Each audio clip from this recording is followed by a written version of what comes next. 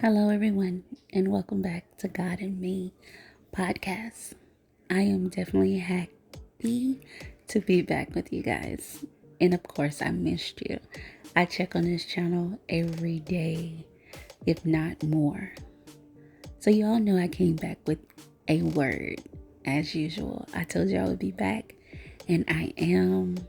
So, you guys, listen up. Trusting God. Proverbs 3, 5, 6. The Bridge Maker. A little boy who had never traveled before took a train across the country, which had to cross large bodies of water on his journey. Seeing these rivers awakened the fear and anxiety that the boy had of drowning. He was not at peace at all, and truthfully, he couldn't fathom how the train would safely pass across the rivers. However, every time the train approached a river, a bridge materialized, allowing them safe passage. After repeating this experience a few times, the young boy leaned back with increased confidence and visible serenity. It seems somebody has built bridges for us all the way, he said. This story is a mirror of how life is. We are all scared by the many unknowns we face every single day. Everyone collectively struggles with trust and security. So many challenges appear while they loom ahead of us, only to discover that there is a path through them as we progress. We have a safe net. In all these unknowns, I like to share a proverb that you are undoubtedly very familiar with. Trust in the Lord with all your heart. Do not lean on your own understanding.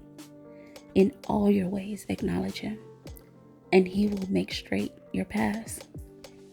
Proverbs 3, 5, 6. I will be the first to confess that there are many times when I am very afraid because I don't really seem to know what tomorrow holds. If you are like me, you also have some things that seem to bring you a sense of security to your life. For instance, I'll give you some examples.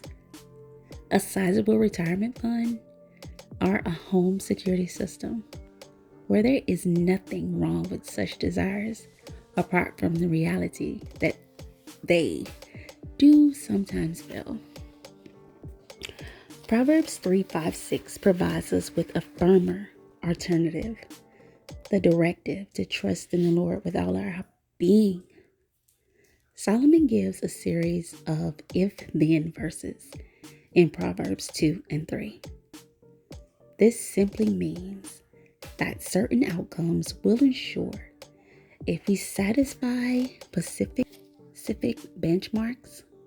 Today our texts look at 3 primary requirements we must fulfill before God guides us and makes our path straight. These requirements are: 1. Trust in the Lord with all your heart. How do you do that? Does this mean never asking questions? Or does it mean that we will always understand the ways of God? No, it doesn't. Often the ways of God will seem strange, scary, different. But like the boy on the train, we must choose to trust the maker of the bridges. To trust God means to be surrendered to His will. Number 2, do not lean on your own understanding. In part, this next step is connected to the first one. This verse doesn't imply that we shouldn't try to make wise decisions by ourselves. It means to see the world through the lens of God's perspective. Not leaning on our own is reacting to life's unknown and obstacles through a firm belief in God's supreme goodwill for us. We rely on God's understanding because He knows more than we do and what's best for us. Number 3, acknowledge Him in all your ways. Traditionally, I thought that acknowledging God was making my plans and then offering them to Him to rubber stamp. I still do sometimes, and I have to ask for forgiveness for that. But instead, it means to engage Him in everything while our focus is on Him. We can only accomplish this by studying His Word and making His Word our counselor as we make our plans. When we trust Him with all our hearts and acknowledge Him, He promises to direct us to our chosen destinations in consultation with Him. Know that God will never change and His love to you remains forever. You can trust Him today.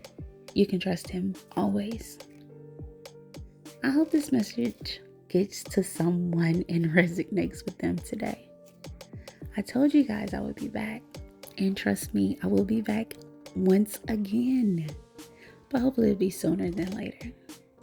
I want you guys to have a blessed morning and know that we're going to get God and me up and popping like it should be. And again, remember that Jesus loves you, and I do too. Have a blessed morning. Talk to you soon.